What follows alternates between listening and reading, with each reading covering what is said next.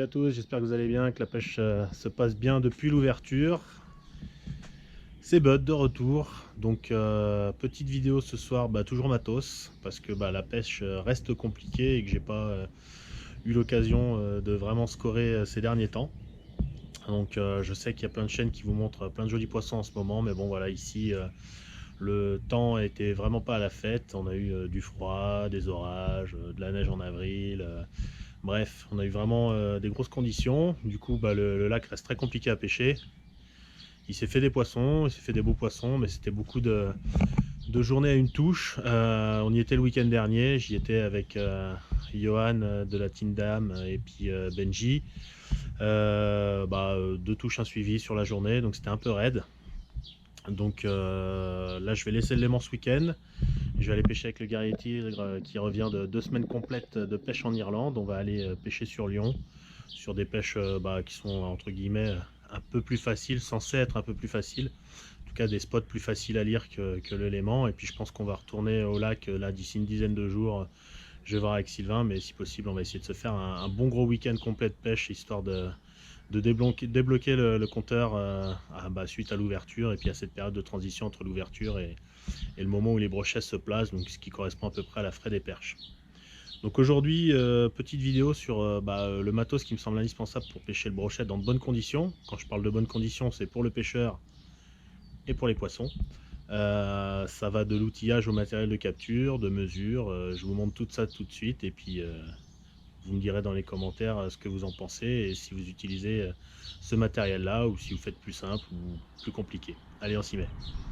Alors voilà grosso modo les outils que j'utilise le plus fréquemment et surtout les outils que j'utilise pour pêcher le broc. Après j'ai des outils un peu plus spécifiques pour la perche et la truite. On va dire des outils adaptés à des gueules plus petites. Donc les outils que vous avez dû voir le plus souvent, une pince coudée pour aller chercher au fond de la gueule du broc, ça c'est vraiment à mon sens indispensable. Après tout ce qui est accessoires, pince coupante, les encoches pour les sleeves, tout ça, très honnêtement, je suis pas client, j'utilise pas, je préfère utiliser des outils dédiés. Pourquoi des outils dédiés? Tout simplement parce que lors de mon premier voyage, la préparation de mon premier voyage en pêche exo, je suis parti au Costa Rica rejoindre un pote qui habite là-bas et j'avais utilisé une pince multi-tool. Donc j'avais acheté à l'époque une pince assez haut de gamme, fabriquée et distribuée par un des distributeurs leaders sur le marché français, l'un des plus gros spécialisés dans le matos haut de gamme. Et donc c'est une pince qui coûtait, je sais plus, 45 ou 50 balles. Donc je m'étais dit, oh, nickel, une pince de qualité, solide, je vais pouvoir changer tous mes anneaux brisés, puis l'emmener là-bas et avoir une pince pour tout faire, ça limitera le poids dans le bagage. Donc une pince en alu. Donc je commande tous mes leurres, je fais venir des leurres d'un peu partout, et puis je me mets à changer les hameçons, les triples et les anneaux brisés pour m'assurer d'avoir vraiment des choses de très costaud. Et en fait c'est simple, une fois que j'avais changé tous les anneaux brisés, la petite pointe qu'il y a au bout de la pince, vu que c'était de l'alu et que je changeais des anneaux brisés fort de fer en acier, clairement il n'y avait plus de dents en fait, ça avait fondu, complètement disparu. Donc la bonne nouvelle c'est que j'avais acheté ça chez pêcheur.com, donc j'ai pu renvoyer et me faire rembourser direct, l'une des forces de pêcheur.com, et ça avait vraiment bien foutu. Mais clairement ça m'a fait tout de suite m'orienter vers une pince à anneaux brisés dédiée. Et c'est en commandant une pince Smith chez Ardent Pêche qu'ils n'avaient plus en stock qu'ils m'ont conseillé cette pince à anneaux brisés. Bon, le but de la vidéo c'est pas de vous dire acheter telle pince ou telle pince, mais c'est juste de dire voilà, là j'ai une pince qui ne sert qu'à ouvrir des anneaux brisés. Avec elle je peux ouvrir des petits anneaux brisés, alors pas des micros, hein, pour ça il faut vraiment une pince type pince à épiler, mais voilà, je peux ouvrir du petit anneau brisé et du très gros anneau brisé. En gros ça va du 3 au... il n'y a pas de limite après, hein. Honnêtement là ces derniers temps j'ai testé des anneaux brisés en taille 11 d'une résistance de je sais plus 240 livres je crois. Elle les ouvre sans problème, mais au moins voilà, j'ai une vraie pince à anneaux brisés, elle me fait jamais défaut.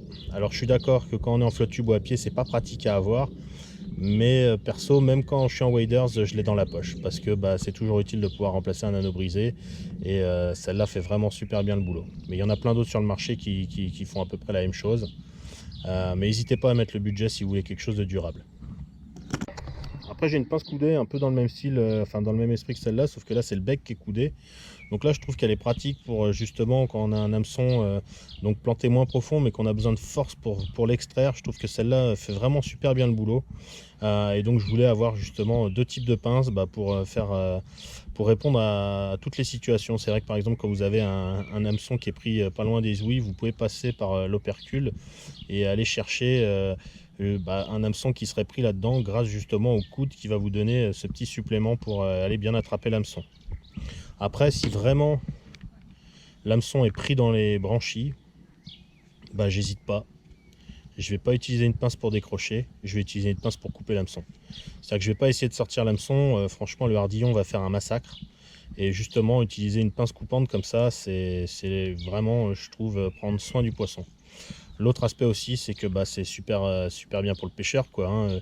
Il suffit de traîner un peu sur Facebook pour voir quasiment toutes les semaines des mecs qui se retrouvent avec des hameçons plantés dans les doigts, dans les jambes, dans les bras. Et voilà, hein, quand j'ai harponné Sylvain à l'oreille l'année dernière, cette pince a tout de suite réglé le problème et nous a évité d'aller se promener à l'hôpital ou de faire un massacre en essayant de sortir l'hameçon.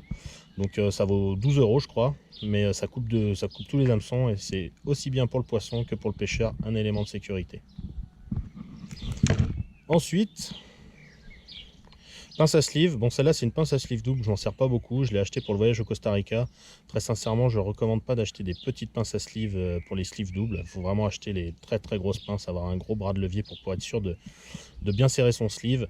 Après celle-là elle a fait le boulot, mais voilà, je pense que pour être sûr d'avoir un bon serrage, il vaut mieux investir dans une vraie grosse pince. Par contre c'est un vrai budget, j'ai regardé, c'est plutôt 40-50 balles. Là la HPA je l'avais pas payé bien cher. J'ai aussi une pince à sleeve simple, parce que ceux qui me suivent depuis un moment savent que moi, pour tout ce qui est bas de ligne, je sleeve. C'est vraiment une technique que j'apprécie particulièrement. Et voilà, une pince à sleeve simple. Après, c'est pareil, il faut avoir de la poigne pour bien les serrer, sinon une grosse pince fera beaucoup mieux le boulot. Et il me semble qu'il existe des références sur le marché qui font les sleeves simples et les sleeves doubles. Hop là, je la reprends en main parce qu'en fait, je précise que c'est quand même super important d'avoir une pince à sleeve simple et pas de sleever avec ce genre de pince. Vous voyez, là, il y a une encoche et puis, mais ça, en fait, ça écrase le sleeve, mais ça marche pas très bien. L'avantage d'une pince à sleeve simple, c'est que vous voyez à l'intérieur les petites dents. Ça va venir écraser le sleeve à plusieurs endroits et ça va vraiment bien bloquer le brin qui est dans le sleeve. Donc ça, pour moi, c'est vraiment ce qui va mieux serrer le sleeve. Une paire de ciseaux, bon ça hein, tout le monde connaît, hein, ça coupe de tout, c'est très pratique. Ensuite j'ai une petite pierre aiguisée, ça me permet de reprendre tous les triples, ça arrive hein, de se prendre un caillou, un arbre, et d'avoir la pointe du triple qui est un peu émoussée. Et clairement c'est dommage de ne pas avoir ça sur soi pour pouvoir avoir le triple, parce que derrière vous avez un poisson qui mord, et vous le loupez parce que la pointe est émoussée, c'est dommage, hein, il suffisait d'avoir ça et de remettre un petit coup sur l'hameçon pour que ça reparte. Une aiguille à locher, bon ça c'est du matos de carpiste, ça sert pour les montages 360. Donc vous voyez, vous avez une petite mâchoire au bout qui permet de venir attraper le brin, vous traversez le leurre, vous attrapez le brin, vous ressortez, vous accrochez au simple. À l'occasion, peut-être que je ferai une vidéo sur les montages 360, mais il y a quand même pas mal de vidéos qui ont déjà été faites. Mais voilà, hein, quelque chose de très simple, c'est vraiment du matériel de pêche à la carpe. Et enfin, je pense que vous l'avez repéré depuis le début, c'est la matraque. Vous avez dû vous dire mais qu'est-ce qu'il fout avec ça? Clairement, qu'est-ce que je fous avec ça? Pour moi c'est pareil, c'est un élément indispensable à avoir quand on pêche, parce qu'il arrive parfois qu'on ait un poisson qui soit trop blessé par la capture et qui puisse pas repartir. Et je me suis déjà retrouvé comme un con, vous êtes au milieu du lac avec un poisson qui peut pas repartir, vous êtes sur le bateau, vous avez rien pour le tuer, donc vous avez soit la solution du viandard entre guillemets, vous le mettez dans un sac plastique au fond du bateau et vous le laissez crever d'asphyxie. Vous avez la solution sans souffrance, c'est d'avoir une matraque, vous lui mettez un coup propre, net, et voilà, le poisson au moins il souffre pas, et puis vous pouvez en faire quelque chose proprement. Donc celle-là n'a pas beaucoup servi, hein. Elle a surtout été bouffée par la corrosion, parce que elle m'a beaucoup suivi dans pas mal de voyages et notamment sur des pêches en mer. Et donc, mais c'est vraiment super important à mon sens d'avoir ce genre d'outil. Après, des éléments plus classiques, du sparadrap. Bon là ici c'est le Flex Wrap. C'est quelque chose qu'on nous a fait découvrir en Suède et que j'ai acheté aux États-Unis. Je vous l'ai montré dans la vidéo pendant que j'étais aux US. Bah voilà, vous faites croquer par un broc, bah, plutôt que de vous retrouver avec un vieux bout de sopalin, un bout de scotch ou avec rien du tout et d'aller comme un con aux urgences parce que ça pisse, bah, vous mettez ça et au moins vous pouvez continuer de pêcher. Ça met pas de colle sur les doigts et puis ça permet de bien contenir l'hémorragie. Donc c'est vraiment utile. Ouais, j'ai payé ça 4 $ et là il y en a un paquet. Donc c'est voilà, si vous n'avez pas de trousse de secours, c'est déjà un bon truc à avoir.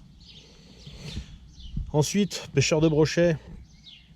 Bah, il faut de la colle, mais pas n'importe quelle colle, des colles de type Mendit, donc des colles qui permettent de recoller les souples qui ont été taillés par les brocs, tout en gardant la souplesse du souple. Donc la Mendit pour moi c'est la référence, c'est la colle que j'utilise depuis toujours et que j'utiliserai toujours. Il y en a plein d'autres maintenant qui l'ont copié, mais qui n'ont pas réussi à avoir le même rendu. Moi je trouve que la Mendit pour ça elle est absolument géniale, même si elle est un peu chère. Et puis bah pareil, hein, si vous voulez que vos leurres durent un peu, avoir un peu de super glue pour coller les leurres à la TP, ça permet quand même, lorsque les brocs sont un peu timides, qui bougent seulement la queue, bah, d'éviter que le leurre se fasse arracher de la TP. Donc un petit coup de colle, c'est toujours utile. Voilà pour les outils. Bon, je passe assez vite hein, parce que c'est des outils, tout le monde connaît un peu les outils, mais au moins voilà, je vous explique pourquoi j'ai tous ces outils, à quoi ça me sert. Tout est dans une trousse, calé dans le bateau. Et il m'accompagne tout le temps. Après, si je pars avec le sac à dos, forcément je vais moins avoir d'outils. Je vais prendre une pince, la pince à briser, les ciseaux, et globalement c'est à peu près tout. Si j'ai besoin de sleeve, bah, en fait j'ai des bas de ligne préparés d'avance, ça m'évite d'emmener une pince à sleeve. Les montages 360 sont faits d'avance, c'est très rare que je fasse des montages sur le bateau. Je prends un peu de colle et puis voilà, mais globalement j'adapte forcément le matériel que je prends à la situation, mais sur le bateau je fais en sorte que tout suive, parce qu'une fois que vous êtes au milieu du lac, bah, vous ne voulez pas être pris au dépourvu, et c'est pas comme en rivière où vous savez plus ou moins toujours quel type de pattern vous allez utiliser. Là je trouve que c'est important d'avoir vraiment de quoi faire face à toutes les situations. Ensuite on passe au meilleur moment, le moment où on attrape un poisson. Et combien de fois, en regardant des vidéos YouTube, j'ai vu des pêcheurs pris au dépourvu parce qu'ils avaient une épuisette rikiki et que le brochet record ne rentrait pas dans l'épuisette et que c'était le stress maximum parce que on va le perdre, on va le perdre, on va le perdre, ou alors que bah, tout simplement le brochet se décrochait, on le voyait partir et puis ciao. Donc c'est dommage de pêcher le broc et de ne pas s'équiper en conséquence. Les épuisettes à gardon, on les laisse à la maison quand on va pêcher le brochet. C'est-à-dire que vous avez deux options, soit vous prenez une épuisette adaptée, soit vous sortez les mains. Moi j'ai choisi l'option numéro 2, l'épuisette adaptée. Quand on n'oublie pas l'épuisette, hein, on a déjà vu au moins un épisode au Léman où on avait oublié l'épuisette. Bah dans ce cas là on les prend avec la main, mais il faut être sûr de son coup et puis il faut y aller franco. Donc moi j'ai deux épuisettes, une épuisette en bas pour le bateau et une épuisette pour le bord, qui est assez nouvelle. Je vous montre d'abord l'épuisette pour bateau. Voilà, bon, on voit clairement que c'est pas une épuisette à gardon. Donc un manche qui n'est pas télescopique mais qui peut se ranger pour prendre un peu moins de place dans le bateau. Pour vous donner une idée, là la toise elle fait 75 cm. Et vous voyez, il n'y a pas de problème, hein. Ça tient sans souci. L'idée c'est quoi? Bah, c'est que le jour où j'aurai le poisson de ma vie au bout du fil, bah, il rentre direct au panier et qu'il n'y ait aucun stress et que ça se passe bien tout de suite. Donc n'hésitez pas à prendre des grandes épuisettes. Vous le regretterez pas. Dans le bateau, je comprends que ce soit encombrant. Il y a des épuisettes qui se replient en deux. Moi, j'ai fait le choix de prendre une épuisette avec un arceau complet et qui se replie pas en deux.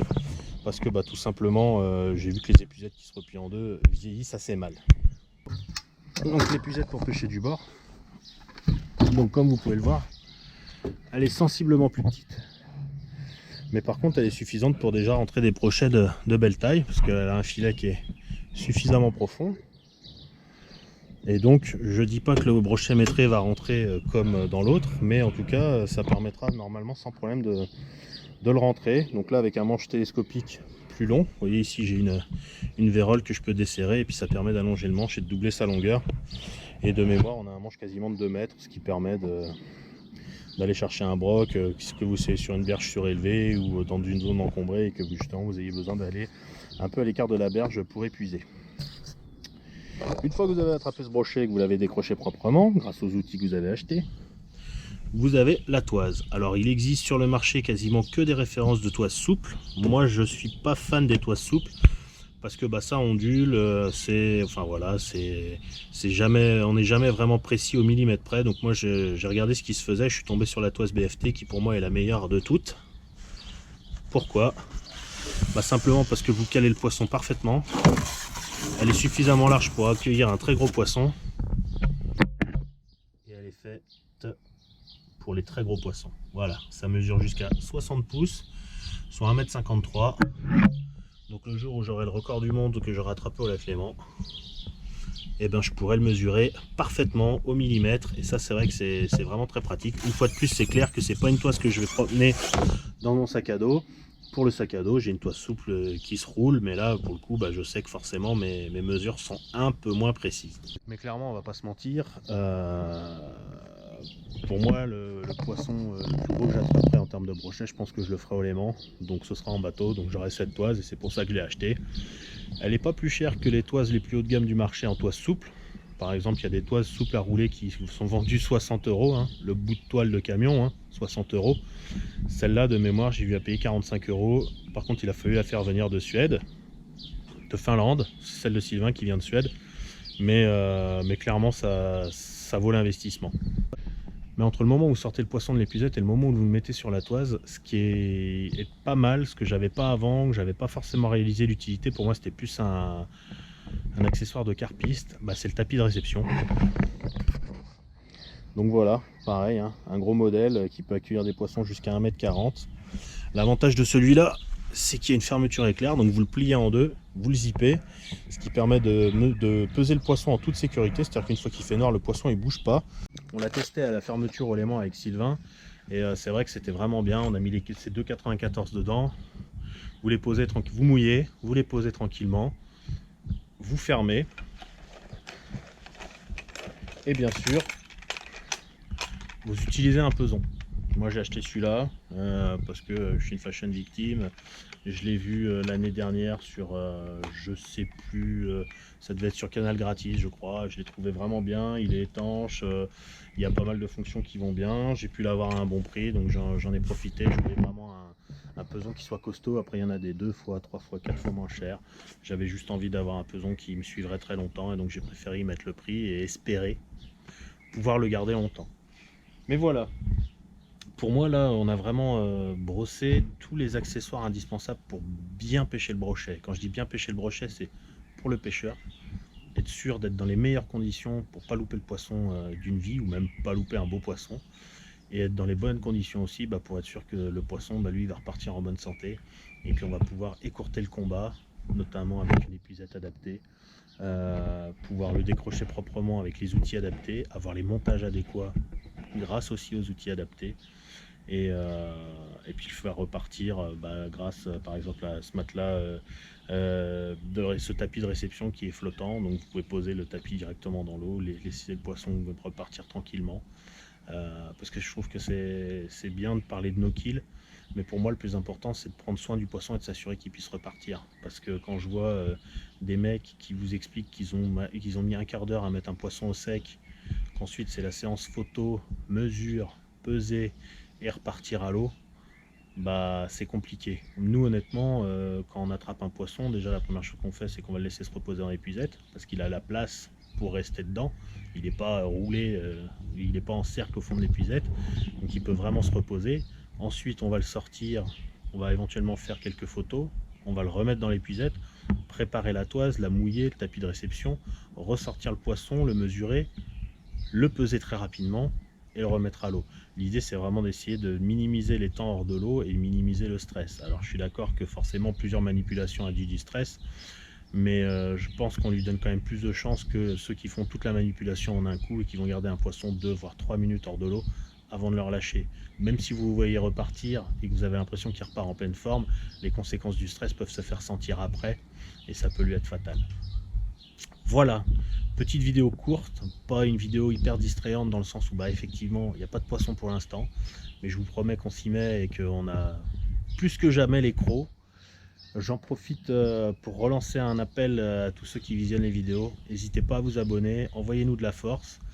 On est encore une petite chaîne, mais on a vraiment faim, on a vraiment envie de vous apporter des belles choses. Et c'est vrai que on sent que ça nous donne beaucoup d'énergie, de motivation quand les abonnés augmentent. Et autant la dernière fois j'ai fait un appel, ça a vraiment super bien fonctionné. Autant là en ce moment, les gars, on a la dalle quoi. Ça grossit plus très vite. Et voilà, on a envie de se faire notre place sur YouTube et puis d'être de plus en plus suivi pour justement prêcher la bonne parole.